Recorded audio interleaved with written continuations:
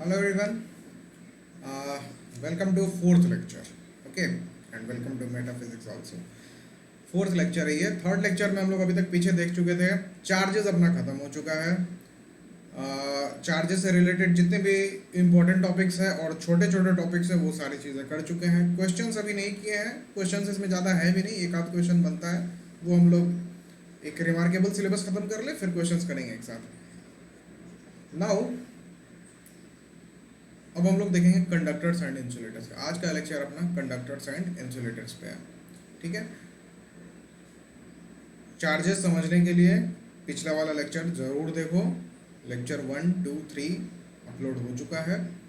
तीनों लेक्चर्स को देख लीजिए, समझ लीजिए और तभी लेक्चर 4 पे आइए. एक सीक्वेंस में पढ़ाई करते हैं. ठीक है. Now let's start. Conductors and insulator. Conductors and insulators. Conductors and insulator में एक चीज़ तो मेरे को सबको पता है. कंडक्टर जैसे इलेक्ट्रिसिटी पास करता है, इंसुलेटर जैसे इलेक्ट्रिसिटी पास नहीं करता है. 2, 4, 5 एग्जांपल आप सभी जानते हैं. हम पहले पढ़ेंगे कि conductors are why actually conductors, why they conduct electricity. हम जानते हैं जैसे प्लास्टिक है या वुड है, इलेक्ट्रिसिटी पास नहीं करता है. लकड़ी से पास करता है इलेक्ट्रिसिटी? नहीं. क्यों नहीं करता है? स्टील से, आयरन से, मेटल से क्यों पास कर जाता है? ऐसा क्या है? क्या इलेक्ट्रॉनिक कॉन्फ़िगरेशन में प्रॉब्लम आ रही है कि उसे कंडक्टर पास नहीं कर पा रहा है या एक दूसरे मटेरियल से पास कर जा रहा है? इसको समझेंगे हम लोग. हम लोग एकदम मटेरियल का मैकेनिक्स देखते हैं अभी कि बेसिकली उस मटेरियल में क्या हो रहा है. मटेरियल का क्या इलेक्ट्रॉन, सारा मटेरियल तो भैया एटम से बना है और एटम इलेक्ट्रॉन से बना होता है. तो क्या अलग अलग चीज़ हो जाती है. हम एक एग्जांपल दे करके एक डायग्राम से पहले समझते हैं हम लोग. चलिए, कंडक्टर्स एंड इंसुलेटर्स. चलिए शुरू करते हैं. मटेरियल ए, मटेरियल ए मानते हैं एक, कोई सा भी हो सकता है. बाद में डिसाइड करेंगे कि वो कंडक्टर है कि नहीं है, इंसुलेटर है कि नहीं है. ठीक है, बाद में डिसाइड होगा. कंडक्टर बन के आता है, इंसुलेटर बन के आता है. और दूसरा ये मटेरियल बी मानते हैं हम लोग. ठीक है. बेसिक चीज क्या है किसी भी मटेरियल का? उसका एटम.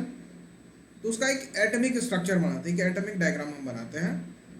क्या होता है? सबसे सेंटर में उसका न्यूक्लियस होता है. तो चलो एक न्यूक्लियस बना लेते हैं. न्यूक्लियस क्या क्या चीज से बना होता है? Proton and neutron. Proton and neutron से बना होता है. और इलेक्ट्रॉन्स कहाँ मूव करते हैं? ये न्यूक्लियस हो गया और इलेक्ट्रॉन्स इसके चारों तरफ रोटेट करता है. ठीक है. ऑर्बिट्स में, एक फिक्स्ड ऑर्बिट में इलेक्ट्रॉन्स इसके चारों तरफ रोटेट करता है. ठीक है. पहले ऑर्बिट में कितने इलेक्ट्रॉन्स का स्पेस होता है? वी नो इट, केमिस्ट्री में थोड़ा बहुत तो पढ़े होंगे. 2 इलेक्ट्रॉन्स का स्पेस होता है. और दूसरे वाले ऑर्बिट में है कितना? 8 इलेक्ट्रॉन्स का. पहले वाले में 2, दूसरे वाले में 8. 1, 2, 3, 4, 5, 6, 7, 8. ये 8 का स्पेस है. ठीक है. 8 इलेक्ट्रॉन्स का स्पेस है दूसरे वाले ऑर्बिट में. पहले वाले ऑर्बिट में 2 इलेक्ट्रॉन्स का स्पेस है. अभी इलेक्ट्रॉन्स में फील्ड कितने हैं ये मुझे अब नहीं मालूम. अभी एग्जांपल लेकर चलेंगे. मटेरियल बी भी कुछ ऐसा ही होगा. ठीक है. उसके पास भी एक न्यूक्लियस होगा जिसमें प्रोटॉन्स और न्यूट्रॉन्स होंगे. और उसके पास भी पहला ऑर्बिट में 2 इलेक्ट्रॉन्स का स्पेस होगा और दूसरे ऑर्बिट में 8 इलेक्ट्रॉन्स का स्पेस होगा. 1, 2, 3, 4, 5, 6, 7, 8. ठीक है. चलिए अब देखते हैं. लेट अस इमेजिन कि पहले वाले ऑर्बिट में 2 इलेक्ट्रॉन्स का स्पेस था. दोनों स्पेस फुल है, भरा हुआ. ये ब्लैक कलर से जो बना रहा है ये इलेक्ट्रॉन्स है, स्पेस फुल है. दूसरे वाले ऑर्बिट में 8 जगह था तो 8 में से एक खाली है और बाद बाकी सब भरा हुआ है. मतलब कि मेरे कहने का मतलब ये हुआ कि पहले ऑर्बिट में 2 इलेक्ट्रॉन का स्पेस था तो 2 इलेक्ट्रॉन है। दूसरे ऑर्बिट में 8 इलेक्ट्रॉन्स का जगह था तो 8 नहीं है, 7 ही है। एक वैकेंट है। ये वैकेंसी कहाँ पे है? यहाँ पे है। ठीक है। अब ये वैकेंट सीट जो है, ये वैकेंट इलेक्ट्रॉन जो है, ये बहुत सारी चीज़ों को इंट्रोड्यूस कर रहा है इस एटॉमिक स्ट्रक्चर में। क्या इंट्रोड्यूस कर रहा है? पहला चीज़ देखो, ये खाली जगह है। ये वाला इलेक्ट्रॉन अगर चाहेगा कि मैं यहाँ जा कर के बैठ जाऊँ, जा सकता है क्या? बिल्कुल जा सकता है, खाली जगह है, जा सकता है। मान लीजिए यहाँ चला गया, ये फिल हो गया, ये फिल हो गया। जब ये फिल हो गया तो ये वाली जगह तो खाली हो गई, राइट? जब ये खाली हो गया तो ये बोलेगा कि मैं यहाँ क्या बैठ जाता हूँ, आ जाएगा, बिल्कुल आ जाएगा। फिर ये स्पेस फिल हो जाएगी, बट ये वाला स्पेस वैकेंट हो जाएगा। लाइकवाइज ये चाहेगा तो यहाँ आ जाएगा, ये चाहेगा तो यहाँ आ जाएगा। मतलब any one can change it space, यहाँ जा सकता है, यहाँ जा सकता है। मतलब सिर्फ एक वैकेंसी के कारण इलेक्ट्रॉन्स अपने स्पेस से दूसरे स्पेस में, दूसरे पोजीशन में, स्पेस नहीं पोजीशन में जा सकता है, राइट? इलेक्ट्रॉन अपना पोजीशन चेंज कर सकता है। एक एग्जांपल लेके समझ लो यार, जैसे मान लो कि हम लोग वो खेलते थे ना, मैजिकल चेयर। नहीं, मैजिकल चेयर नहीं, मैजिकल चेयर में तो चेयर कम होता था, नंबर ऑफ पार्टिसिपेंट ज़्यादा होते थे। मान लो कि जैसे कोई स्कूल में ही चेयर लगा हुआ है, ठीक है? 1 2 3 4 5 जगह, 5 chairs are there and there are 4 students only, 4 students, जो कि एक यहाँ बैठता है, एक यहाँ बैठता है, एक यहाँ बैठता है, एक यहाँ बैठता है, बीच का एक जगह खाली है, ठीक है?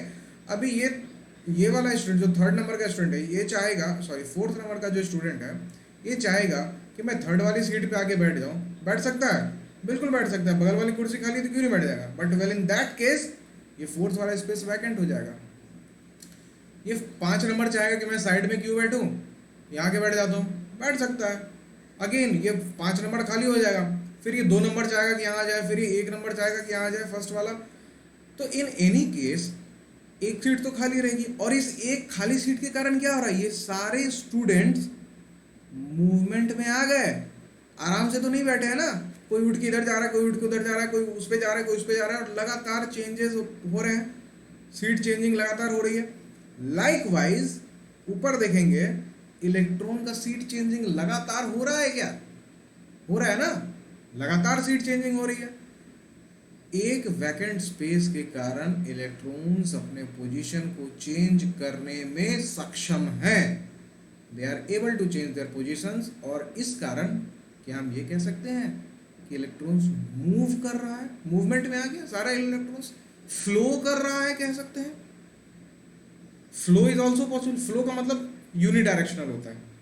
यूनिडायरेक्शनल भी तो इसको मैं बना सकता हूँ। जैसे ये देखो, ये वाला इलेक्ट्रॉन चाहेगा कि यहाँ आ जाए, चलाएगा तो ये इसका जगह खाली, अब ये यहाँ आ जाएगा, इसका जगह खाली, ये यहाँ आ जाएगा, फिर ये यहाँ आ जाएगा, फिर ये यहाँ आ जाएगा,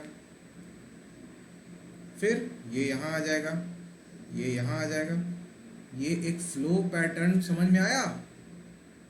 इलेक्ट्रॉन फ्लो करना स्टार्ट कर दिया, मूवमेंट स्टार्ट हो गया। अब ये हम आउटर वाले ऑर्बिट में देखेंगे, ये बाहर वाला ऑर्बिट है, तो इस ऑर्बिट में इलेक्ट्रॉन्स ऐसे मूव कर रहे हैं, मूवमेंट स्टार्टेड।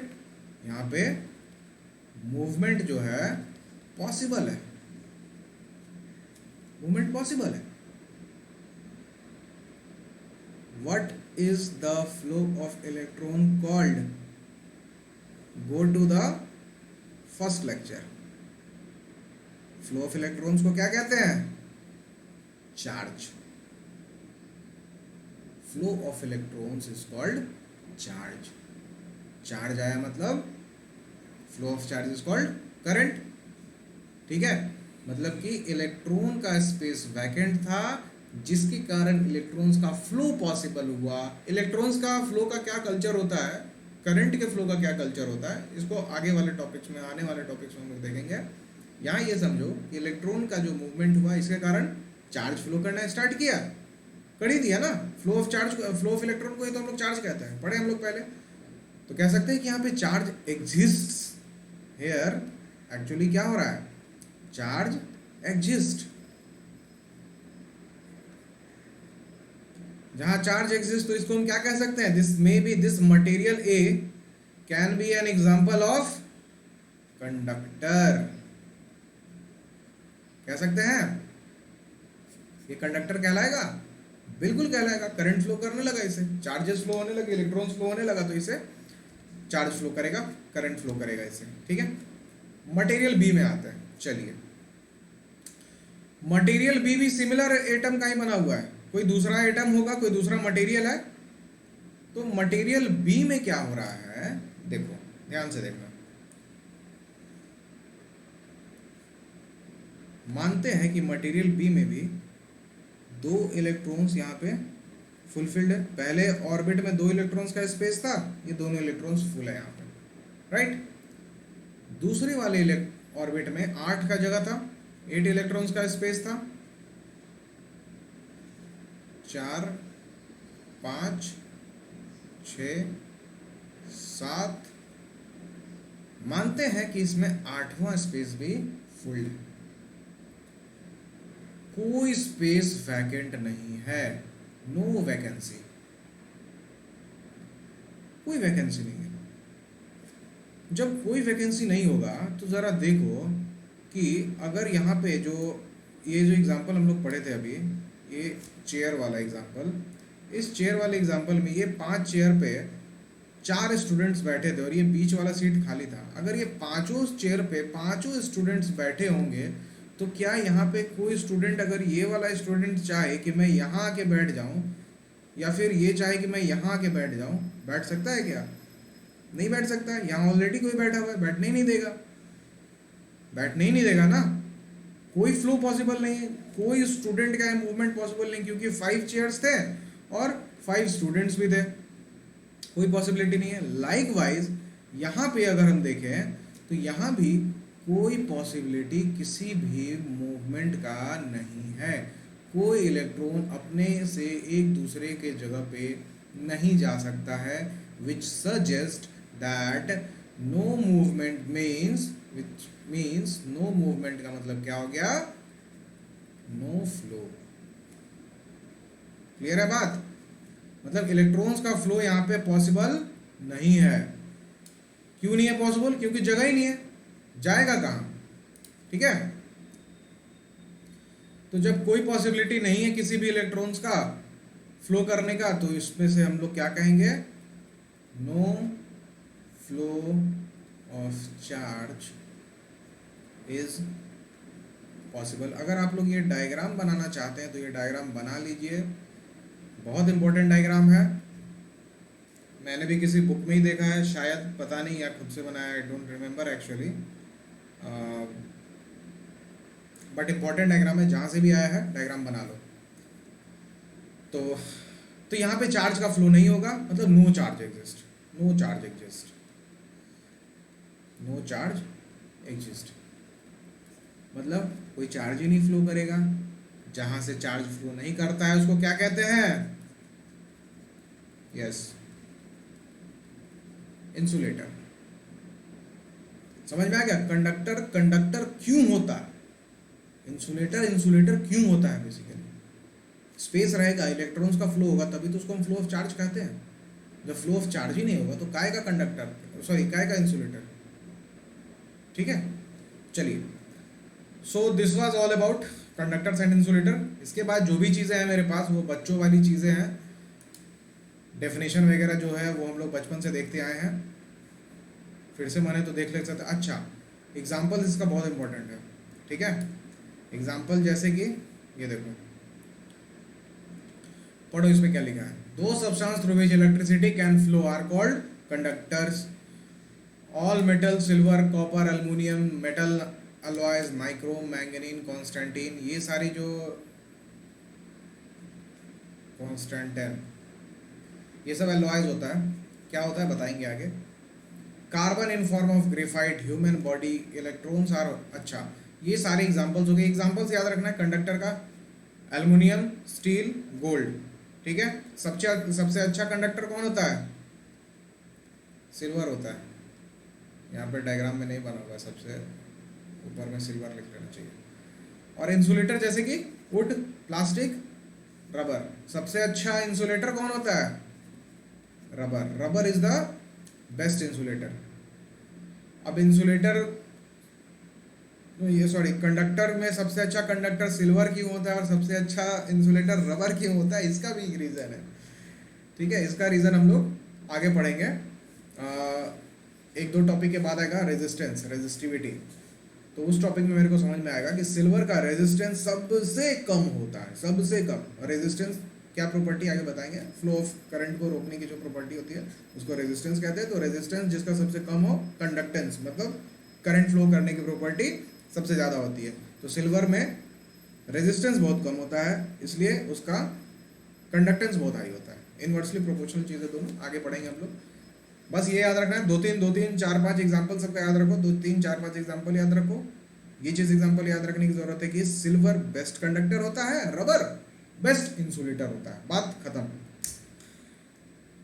एक और रीज़न, ये जो डायग्राम हम लोग पढ़े हैं ना, इस डायग्राम में, डायग्राम को ऐसे ही पॉज करके बाइफरकेट करके ये डायग्राम बना लेना। थोड़ा सा अगर क्लियर नहीं लग रहा है तो, नहीं क्लियर लग रहा है तो क्या करोगे, बनाना ही पड़ेगा। Well, I can provide you PDF of these lectures also. ठीक है, so if you want then please comment, मैं PDF भी इसका प्रोवाइड करा दूंगा आपको। ठीक है, अगर लिख नहीं पाते हो तो मैं PDF दे दूंगा डायरेक्टली। ऐसा नहीं कि एक PDF में आपको 4 5 लेक्चर, जैसे ये लेक्चर 4 था, ये लेक्चर 3 था, ये लेक्चर 2 था, उसके ऊपर लेक्चर 1 था, तो हम लोग एक ही लेक्चर में सब कुछ कवर कर सकते हैं। ठीक है, चलिए, एक ही PDF में सब कुछ कवर कर सकते हैं। हाँ, तो ये जो डायग्राम बताया हम, इस डायग्राम में एक चीज़ लिख लेंगे, कंडक्टर में एक चीज़ लिख लेंगे। कंडक्टर्स आर बेसिकली, क्यों कंडक्टर क्यों होता है?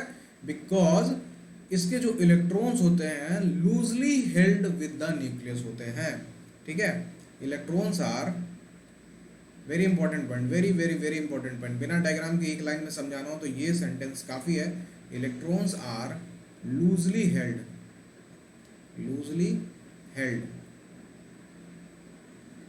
with the nuclei. So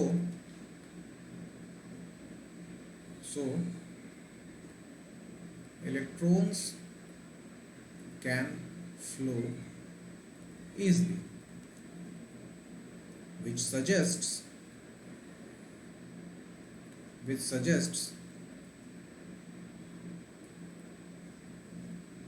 existence of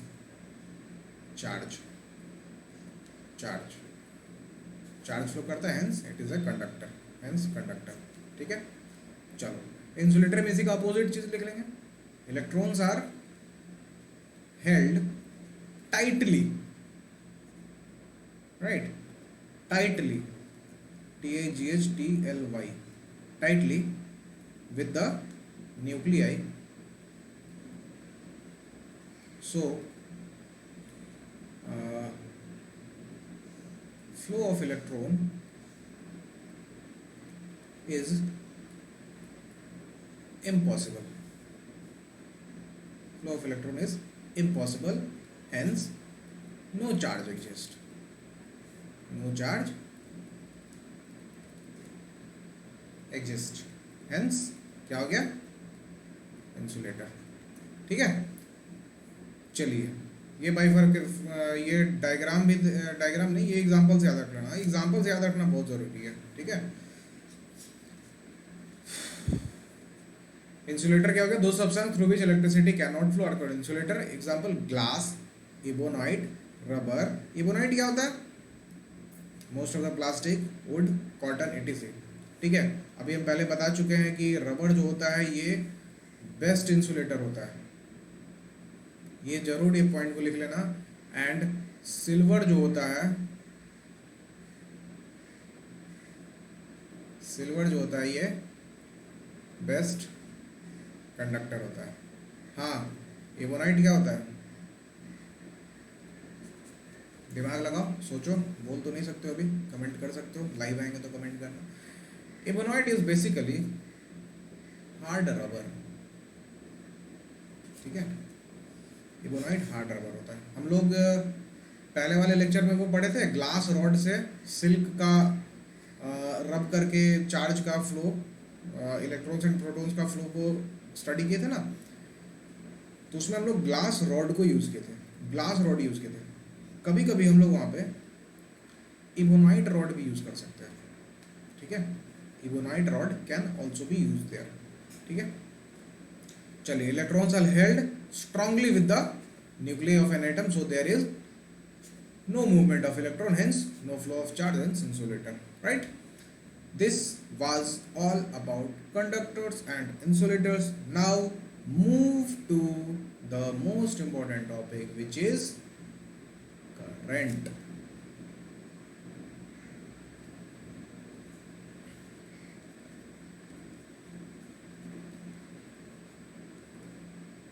important topic है, छोटा सा टॉपिक है, फॉर्मूले इंपॉर्टेंट है इसके, एग्जाम्पल्स न्यूमेरिकल्स इंपॉर्टेंट है इसके, डेफिनेशन छोटा सा है, यूनिट समझना है, मेजरिंग डिवाइसेस के बारे में समझना है। कुल मिलाकर 5-6 टॉपिक है अपने पास करंट में पढ़ने लायक, नॉट मोर देन 5 and 6, और बहुत ही छोटे छोटे टॉपिक्स हैं। So let's start. अच्छा, एक चीज़ फर्स्ट लेक्चर में बताए थे, देखो मेरा सारा चीज़ जो भी मैं पढ़ा रहा हूँ ना, ये लिंक्ड लेक्चर्स हैं, ठीक है। अगर मैं 1-2 घंटे की क्लास लूँ तो शायद सारा चीज़ एक ही मैं पढ़ा दूंगा, और हर चीज़ प्रीवियस बोली गई बातों से रिलेटेड होंगी ही होंगी। हम लोग सबसे शुरू में क्या पढ़े थे? इलेक्ट्रॉन्स क्या होता है, basic entity of any atom. Flow of electrons को क्या बोलते हैं? चार्ज बोलते हैं। एंड फ्लो ऑफ चार्ज को क्या बोलते हैं? करंट। और फ्लो ऑफ करंट को क्या बोलेंगे? That electricity is flowing. हो गया, ये क्रोनोलॉजी याद रखिएगा। इलेक्ट्रॉन से चार्ज बना, चार्ज से बना करंट, करंट के फ्लो को बोलते हैं इलेक्ट्रिसिटी, ठीक है। चलिए, हम लोग इलेक्ट्रॉन पढ़ चुके हैं, हम लोग चार्ज पढ़ चुके हैं, अब हम लोग करंट पे आएंगे। करंट पढ़ लिए मतलब इलेक्ट्रिसिटी समझ गए। चलिए, what is current? Flow of charge. But flow of charge कितना? एक यूनिट टाइम में, ठीक है। अगर मैं किसी एक कंडक्टर को कंसिडर, कंडक्टर बोले तो कोई भी एक, जैसे सिल्वर एक बेस्ट कंडक्टर होता है ना, मान लेते हैं कि एक सिल्वर का वायर है मेरे पास। घर में जो वायरिंग का काम होता है ये जनरली सिल्वर वायर से ही होता है, सॉरी कॉपर वायर से होता है। Silver is the best conductor. Silver जो है, सिल्वर बेस्ट कंडक्टर होता है, Ag। सिल्वर के बाद कौन सा सबसे अच्छा होता है? Copper, Cu। और कॉपर के बाद सबसे अच्छा कौन सा होता है? एल्यूमिनियम, Al, ठीक है। ये सीक्वेंस याद रखना है, सिल्वर, कॉपर, अगेन ये सीक्वेंस तुमको रेजिस्टेंस में बता देगा कि सबसे अच्छा, सबसे कम रेजिस्टेंस इसका होता है, उससे कम इसका, उससे थोड़ा ज़्यादा इसका, उससे थोड़ा ज़्यादा इसका, ठीक है। तो घर में हम लोग कॉपर यूज़ करते हैं, सिल्वर का नहीं यूज़ करते हैं, बहुत महंगा होता है क्या इसलिए? नहीं, हाँ, नहीं भी। मेन रीज़न क्या है? डक्टिलिटी। भैया यूज़ करना चाहे तो सिल्वर का ही नहीं यूज़ कर सकते हैं। दुबई में तो लोगों का कमोड गोल्ड का बना होता है जो शेख होते हैं हमारे, तो हम इंडियंस सिल्वर का वायर क्यों नहीं यूज़ कर सकते हैं? ठीक है, साउथ इंडिया में बहुत ऐसे शौकीन लोग हैं। वेल, बप्पी लहरी चलिए, सिल्वर में डक्टिलिटी बहुत ज़्यादा होती है, सॉरी बहुत कम होती है डक्टिलिटी उसकी, ठीक है, मतलब ब्रिटलनेस ज़्यादा होता है उसका। अब जिन भैयों को, जिन भाई बंधुओं और मेरी छोटी बहनों को डक्टिलिटी और ब्रिटलनेस के बारे में नहीं पता होगा, उनको मैं गूगल करने के अलावा और कुछ नहीं कह सकता हूँ, ठीक है। अभी डक्टिलिटी और ब्रिटलनेस हम नहीं पढ़ा सकते, कहना तो पढ़ाना ही पड़ेगा, बट डक्टिलिटी मतलब, जैसे वेरी गुड एग्जांपल, ये कोई मटेरियल है, डक्टाइल का मतलब कि उसको एकदम ज़्यादा डेफिनेशन में नहीं जा सकता, मटेरियल प्रॉपर्टी से समझा देता है। डक्टाइल मतलब इसको कितना भी घुमा दो ये घूम जाए, टूटे नहीं, घूम जाए, तो ये ductile, this material was ductile material, घूम गया, ठीक है। फिर स्ट्रेट कर दिए, स्ट्रेट भी हो गया, ठीक है, ये डक्टाइल मटेरियल था, ठीक है, ये डक्टाइल मटेरियल था। ब्रिटल मटेरियल किसको बोलेंगे? जो टूट जाए, ठीक है। जैसे कि इतना ही लंबा तुम कोई शीशा का रॉड ले लो, क्या उसको घुमा सकते हो? ग्लास को नहीं, ब्रेक कर जाएगा, दैट इज ब्रिटल। तो सिल्वर रॉड भी जो होता है ना, सिल्वर भी वो थोड़ा ब्रिटल नेचर का होता है, राइट। डक्टिलिटी बहुत अच्छी नहीं होती है। मतलब अब क्या वायरिंग वायरिंग का जो काम होता है मेरा, उसमें क्या होगा कि थोड़ा सा भी मतलब बहुत ज़्यादा घुमाना उमाना पड़ता है, तो हो सकता है कहीं से ब्रेक हो जाए, कहीं से टूट जाएगा तो करंट का फ्लो रुक जाएगा। That's why we use copper there, ठीक है। कॉपर का भी नो डाउट कंडक्टिविटी बहुत अच्छा होता है, वेरी गुड कंडक्टर। और उसका डक्टिलिटी तो ऑसम, डक्टिलिटी बहुत अच्छा होता है उसका, ठीक है। ब्रिटल बिल्कुल नहीं होता है, मतलब कॉपर वायर को तुम घुमा दो, पूरा पूरा घुमा दो, एकदम ऐसा कर दो, एकदम पूरा नहीं टूटेगा, ठीक है। चलो बहुत हो गया इधर उधर का बात, let's come back to current. What is current?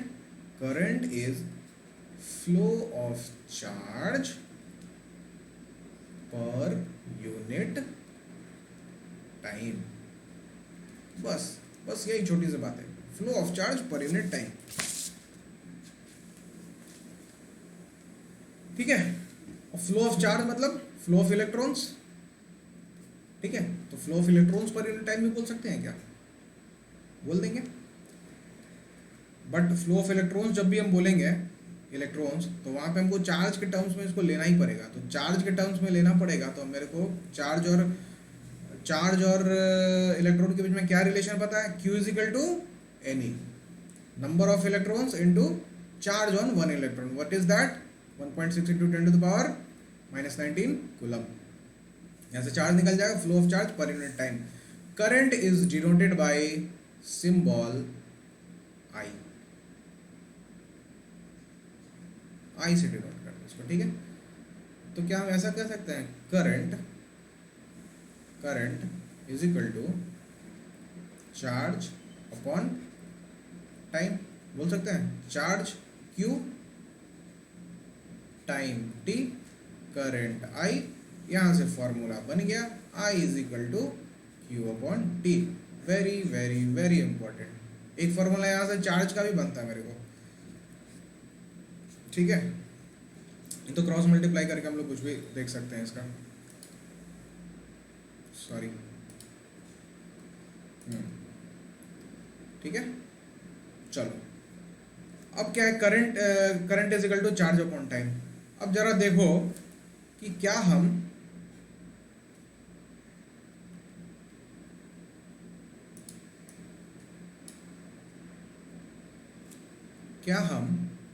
Current का ऐसा यूनिट लिख सकते हैं?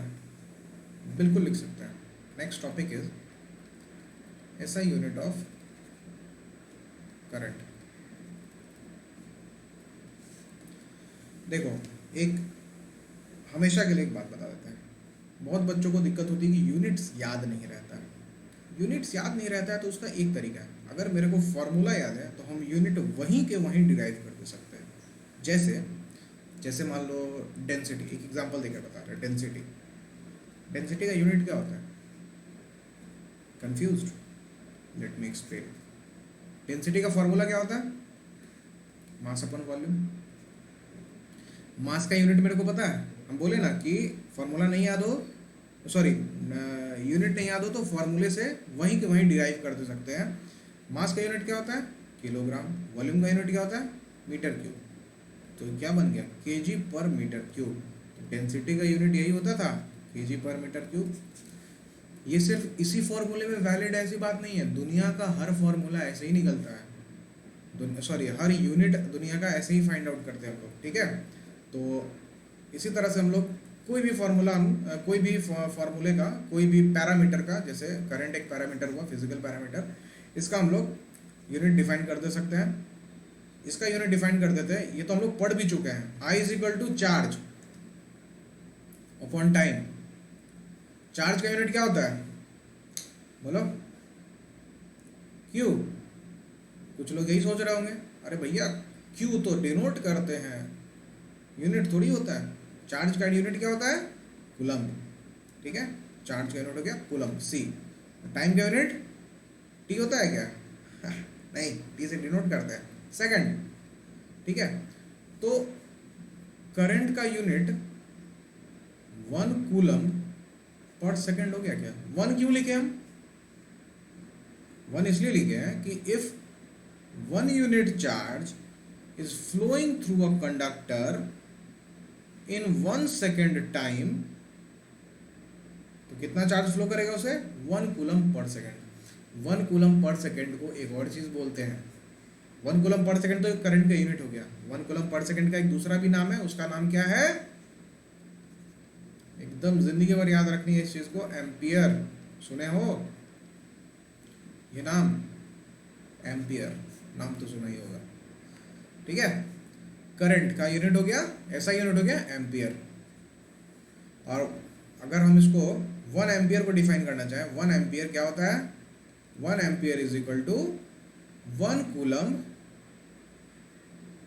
By 1 second. अगर तुमसे क्वेश्चन पूछा जाए कि व्हाट इज 1 एम्पियर करंट, तो बोलेंगे, इसका सॉल्यूशन ये हो जाएगा, आंसर ये हो जाएगा, इफ, लिखना है तो लिख लो, if 1 coulomb charge flows through a conductor in 1 second time, then the amount of current flowing is called 1 ampere. 1 ampere current. ज़्यादा नीचे हो गया, ठीक है। If 1 coulomb charge flows through a conductor in 1 second time, then the amount of current flowing is called 1 ampere current, ठीक है। ये जो 1 1 1 के टर्म्स हम लोग लिखे हैं, इसको बहुत अच्छे से ध्यान में रखना, क्योंकि अभी इस चैप्टर में आगे जितने भी टॉपिक्स हम लोग पढ़ेंगे, जितने भी चीज़ों की यूनिट्स पढ़ेंगे, उनको इस तरह से तुमसे जरूर पूछा जाएगा एग्जाम में। 1 एम्पियर करंट किसको बोलते हैं? कल को पोटेंशियल पढ़ेंगे तो पूछेगा 1 वोल्ट पोटेंशियल किसको बोलते हैं। कल को हम लोग फिर पावर पढ़ेंगे तो उसमें पूछेगा 1 वाट पावर किसको बोलते हैं, ठीक है। तो ये 1 वोल्ट, 1 एम्पियर, 1 वाट, ये सब का डेरिवेशन समझना ज़रूरी है, ठीक है। एक चीज़ ये है, देखो इसको थोड़ा सा जूम करके देखते हैं। What is current? It is defined as the electric charge through a conductor in unit time, ठीक है।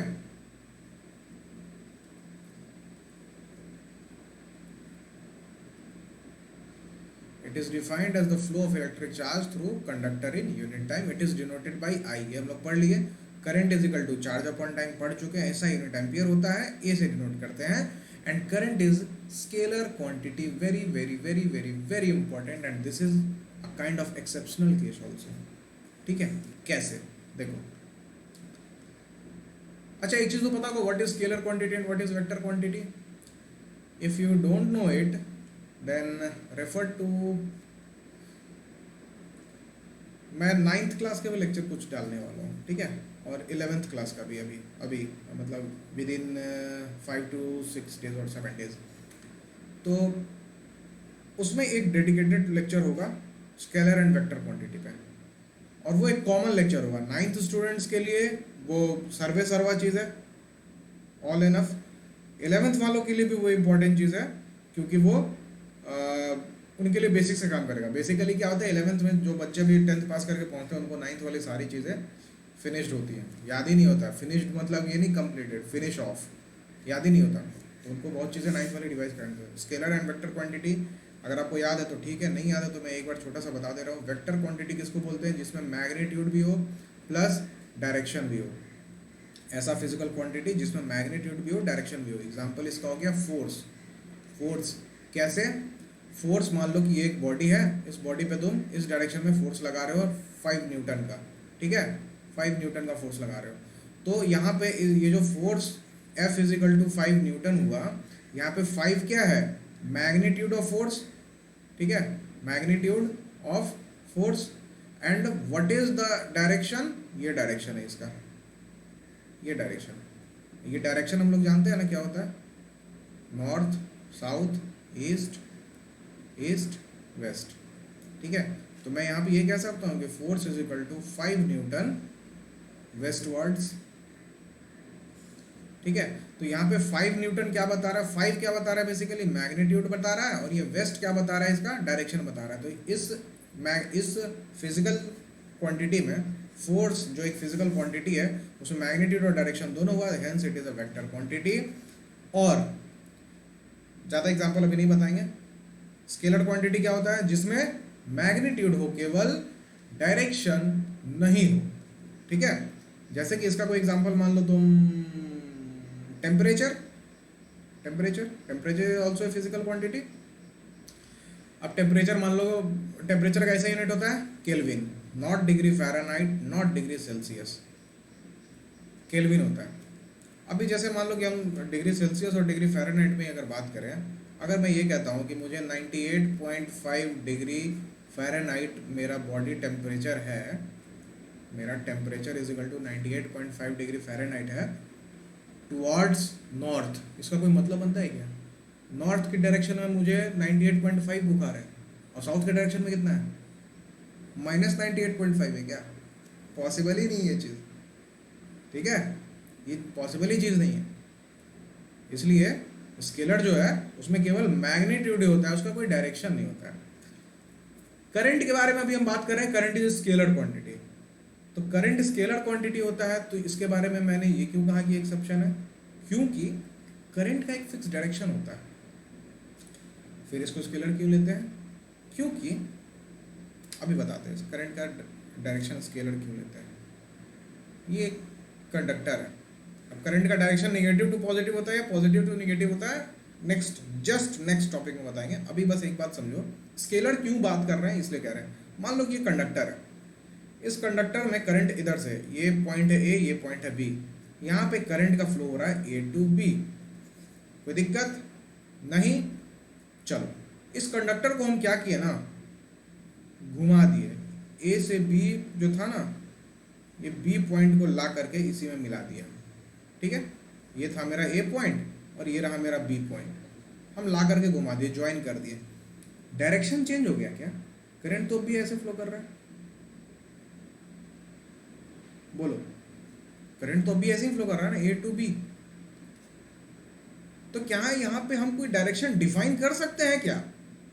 अगर हम वो अपना कन्वेंशन डायरेक्शन पर देखें जरा, नॉर्थ ईस्ट वेस्ट साउथ पे बात करें, नॉर्थ साउथ ईस्ट वेस्ट, अगर ए से बी का डायरेक्शन देखें तो ये तो ईस्टवर्ड बढ़ रहा है। यहाँ पे क्या हो रहा है, ये नीचे वाले केस में ए से बी की तरफ जा रहा है तो लग तो रहा है कि थोड़ा सा ईस्ट जा रहा है, फिर ये थोड़ा साउथ हो गया, फिर ये वेस्ट वर्ड जाने लगा, और फिर यहाँ से थोड़ा सा ये नॉर्दर्न साइड में जाने लगा। तो यहाँ पे क्या डायरेक्शन चेंज हो रहा था ना? डायरेक्शन चेंज नहीं हो रहा था। क्यों?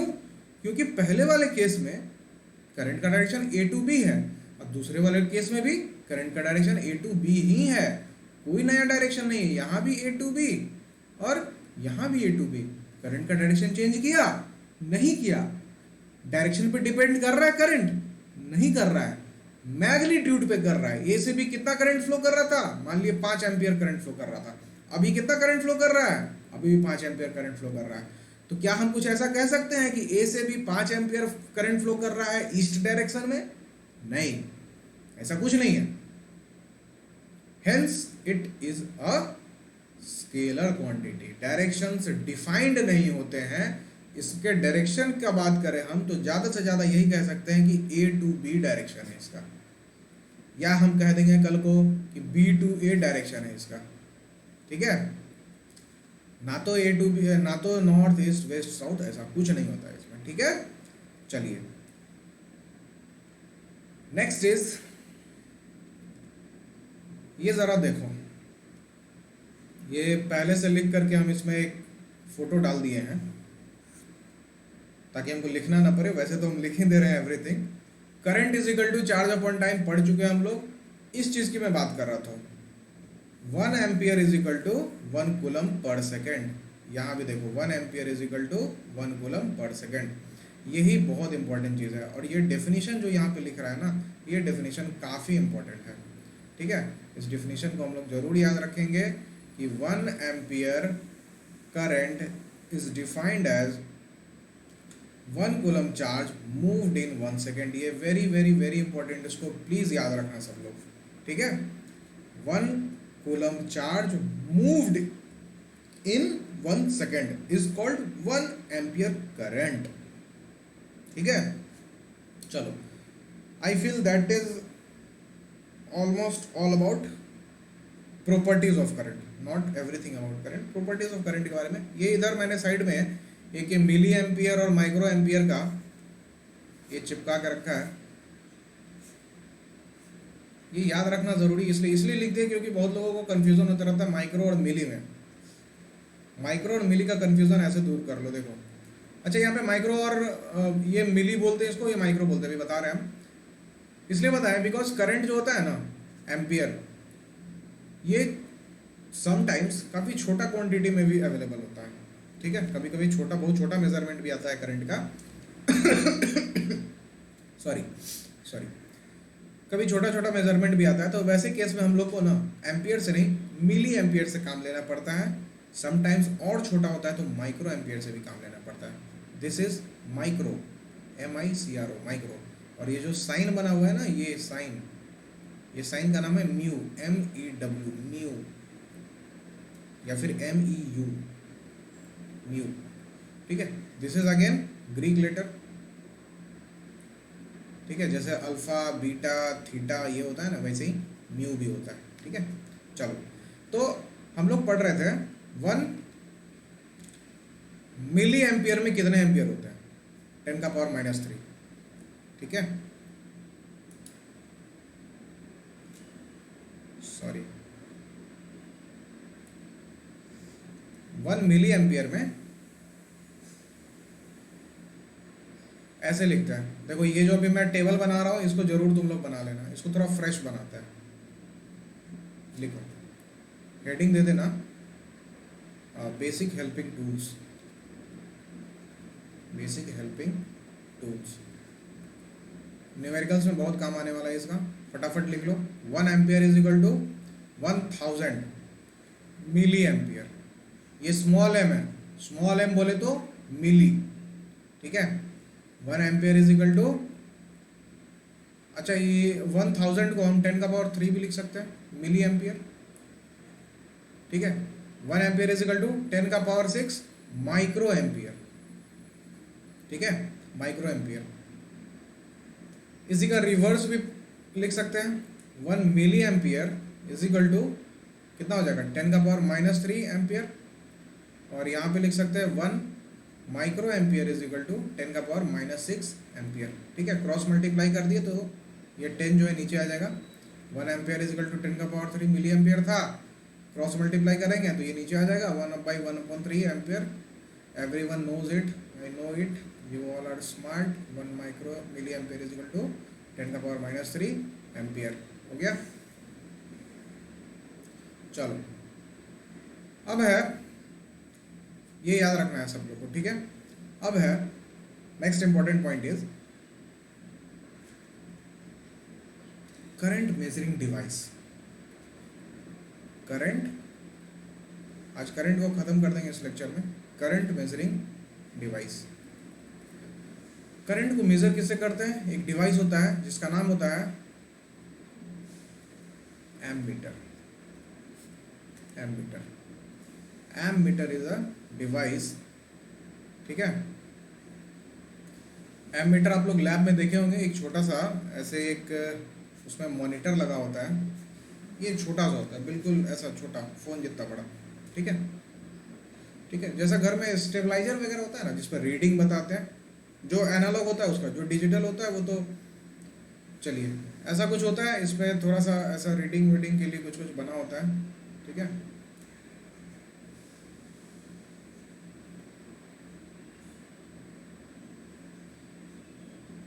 ठीक है, इसमें ऐसा इसका निडल होता है, ये निडल बताएगा तुमको। ध्यान देने वाली बात यह है कि अभी मैं एमीटर बता रहा हूँ, और बिल्कुल याद रखना कि जब गैल्वेनोमीटर बताएंगे, गैल्वेनोमीटर आगे वाले टॉपिक्स में आने वाला है, गैल्वेनोमीटर जब बताएंगे तो ये डायग्राम जरूर याद रखना। और अगर मैं बताना भूल जाऊँ तो कमेंट करके जरूर बताना कि सर आपने लेक्चर 4 में एमीटर के टाइम पे कहा था कि गैल्वेनोमीटर के टाइम पे एक चीज़ बतानी है। वो चीज़ ये है कि ये जो एमीटर का रीडिंग होता है उसमें ये वाला पॉइंट 0 होता है, फिर 1 होता है, फिर 2 होता है, फिर 3 होता है, फिर 4 होता है, ऐसा ऐसा करके बढ़ते जाता है। बट जो गैल्वेनोमीटर भी एक डिवाइस होता है, उसमें 0 यहाँ पे होता है, फिर इधर इधर इधर रीडिंग होती है 1 2 3, इधर इधर इधर रीडिंग होती है 1 2 3। ठीक है, तो यहाँ पे 0 क्यों होता है और इसमें यहाँ पे क्यों 0 होता है, ये मैं बताऊंगा गैल्वेनोमीटर जब बनाऊंगा तब। ठीक है, मेक श्योर कि तुम मेरे से पूछ लो, अभी मेरे को याद है इसलिए मैं बता दिया। चलो, तो एम मीटर में यहाँ पे 0 रीडिंग होता है। और जैसे ही, अब एम मीटर का क्या काम है, करंट को मेजर करना। कैसे करंट को मेजर करेंगे, किसी वायर से करंट फ्लो कर रहा है, मान लो किसी वायर से करंट फ्लो कर रहा है। अब इस वायर में हम कहीं पे ऐसा एम मीटर को कनेक्ट कर देते हैं। ठीक है, एम मीटर का सिंबल ये होता है।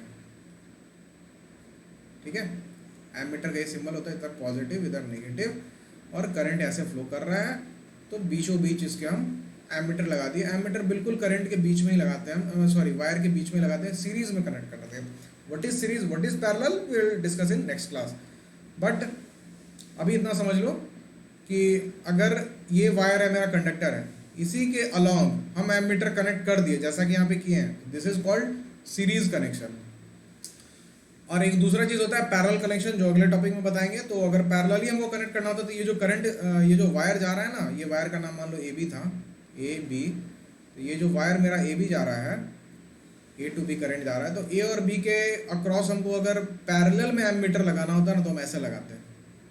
ठीक है, वैसे एमीटर को पैरेलल में नहीं लगाते हैं। चलो, कुछ भी अगर हमको पैरेलल में लगाना होता है तो पैरेलल ऐसे अलग से वायर लेकर के लगाते हैं। ठीक है, तो ये अपने कंसर्न का चीज़ अभी नहीं है। अभी अपने कंसर्न का चीज़ है कि एमीटर को कैसे कनेक्ट कर, एमीटर क्या होता है, करंट मेजरिंग डिवाइस होता है।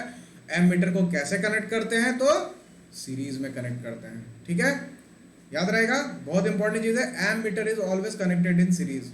रीजन भी बता देते हैं, ammeter is always connected in series. Reason क्या है इसका, इसका रीजन है, देखिए एमीटर क्या है बेसिकली, कि आपको बस बताएगा कि करंट कितना फ्लो कर रहा है। ये भैया केवल आए हैं, ये भाई साहब केवल करंट का मेजरमेंट बताने आए हैं।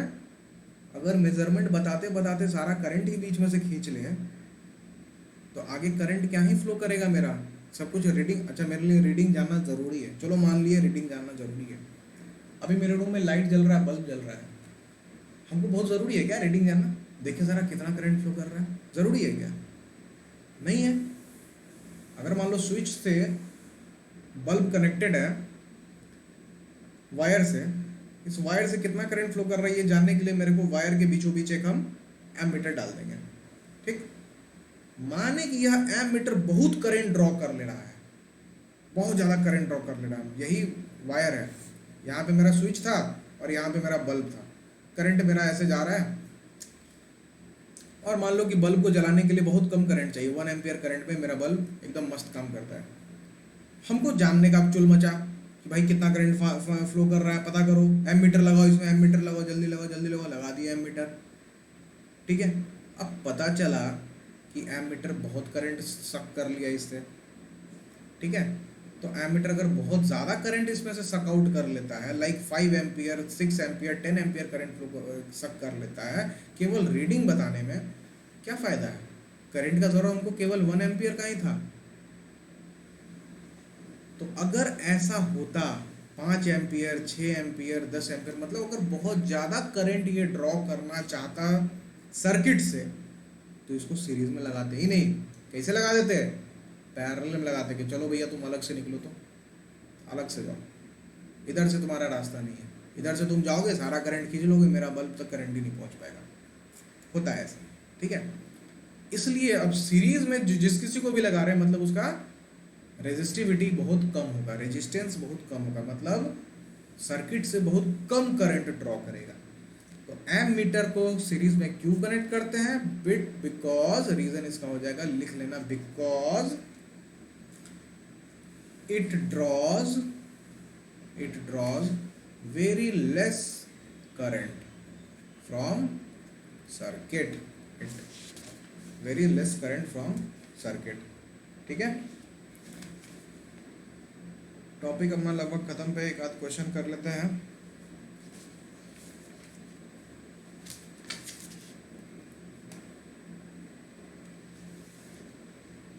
चलिए ठीक है, समझ में आ गया।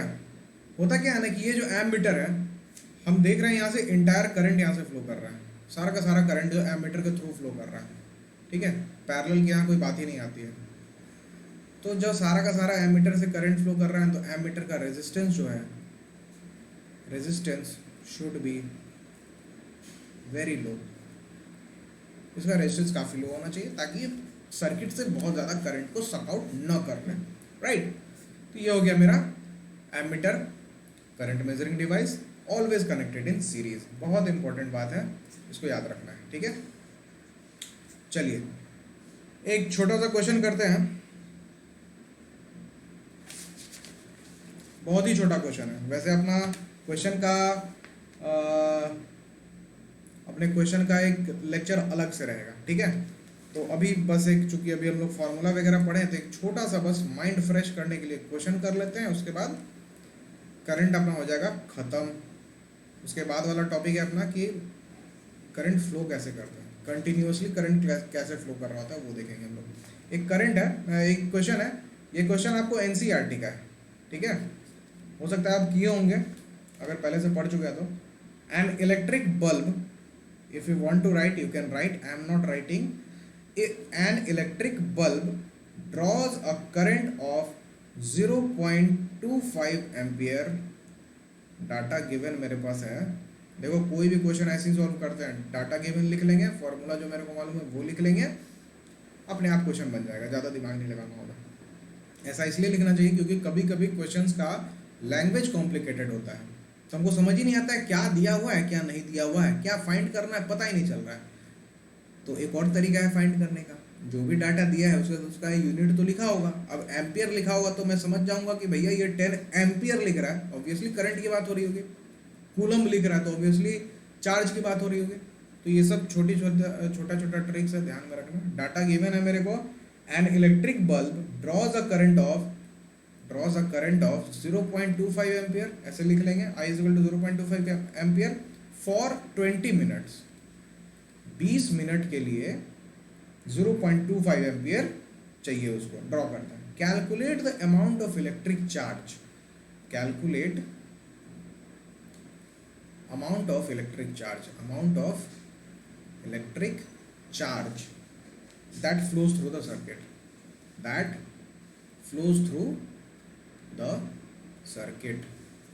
एंड राइटिंग पे ध्यान मत दो, जो बोल रहा हूँ उस पर ध्यान दो। तो मेरे को यहाँ पे चार्ज निकालना है, मतलब Q निकालना है, राइट। Q = what, ठीक है।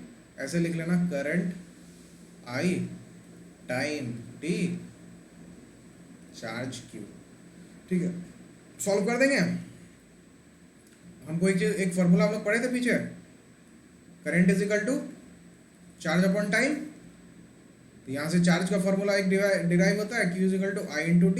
I का वैल्यू दे रखा है, T का वैल्यू दे रखा है, फाइंड आउट आंसर। एक और चीज़, सबसे पहले एक और चीज़ क्वेश्चन में देखना होता है कि क्वेश्चन में जो भी डाटा दिया है वो SI यूनिट में है या नहीं है। If not, then first convert every data या every units in SI unit. बिना इसके क्वेश्चन के गलत होने के चांसेस बहुत है। हो सकता है एग्जाम में आखिरी का 30 सेकंड्स बाकी हो, ये क्वेश्चन दिख जाए और तुमको ये फॉर्मूला पता है, I = Q × T, और तुम सीधा 20 × 0.25 कर दोगे, मल्टीप्लाई करके हो जाएगा आंसर, गलत काम हो गया, चौपट नंबर में आ जाएगा लड्डू। इससे बचने के लिए क्या तरीका है, सबसे पहले ध्यान देंगे कि कौन सा डाटा कौन से यूनिट में लिखा हुआ है। तो यहाँ पे हमको एक चीज़ मिल रहा है कि टाइम जो है मिनट में दिया हुआ है, तो मिनट को हम पहले सेकंड्स पे कन्वर्ट कर लेंगे, तो हो गया 20 × 60 सेकंड्स, हो गया ये 1200 सेकंड्स। अब Q = I × T, कितना आ गया, I हो गया 0.25 एम्पियर मल्टीप्लाइड बाई 1200 सेकंड, ठीक है। 0.25 एम्पियर को क्या लिख सकते हैं, 1/4 × 1200, 4 3 12, हो गया 300। चार्ज का यूनिट कूलम लिख देंगे।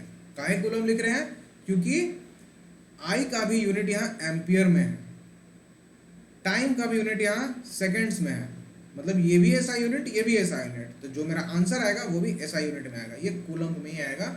और हमने पढ़ा है कि एसआई यूनिट कूलम्ब होता है चार्ज का। तो तुम्हारा charge is equal to 300 coulomb, मतलब कि उस इलेक्ट्रिक बल्ब में 300 कूलम्ब का चार्ज फ्लो कर रहा था। So this was all about electric current. Next lecture जो होगा अपना लेक्चर 5, उसमें हम लोग पढ़ेंगे mechanism of continuous flow of electric current. Current कैसे कंटिन्यूअसली फ्लो करते रहता है, उसमें हम लोग एक ना बैटरी का एग्जांपल लेंगे। जो बैटरी होता है ना, इस पे हम लोग घर पे देखते हैं ना, घर में जो टॉर्च में बैटरी बैटरी लगता है, 0.5 वोल्ट लिखा होता है, ठीक है, एक तरफ प्लस एक तरफ माइनस लिखा होता है। तो इसमें कैसे करंट लगातार फ्लो करता है, इसको हम लोग देखेंगे नेक्स्ट लेक्चर में। Till then I am signing off, and like and subscribe to metaphysics. Thank you.